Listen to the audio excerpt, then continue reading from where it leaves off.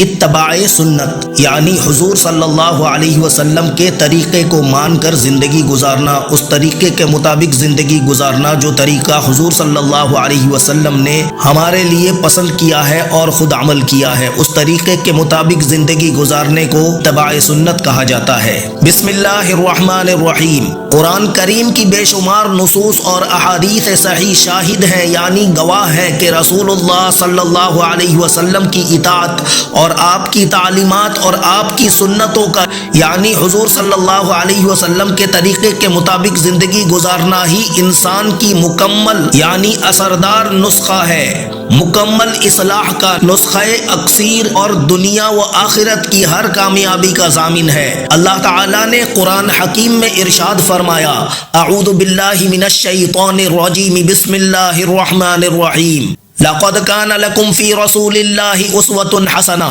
ترجمہ، تم لوگوں کے لیے رسول اللہ صلی اللہ علیہ وسلم کی ذات میں ایک عمدہ نمونہ تھا اور ہمیشہ رہے گا۔ وما آتاکم الرسول فخذوہ وما نہاکم عنہ فانتہوا۔ اور رسول صلی اللہ علیہ وسلم تم کو جو کچھ دے دیا کریں وہ لے لیا کرو، اور جس چیز سے تم کو روک دے تم رک جایا کرو۔ اللہ تعالیٰ نے رسول اللہ صلی اللہ علیہ وسلم کو ایک مثالی نمونہ بنا کر بھیجا ہے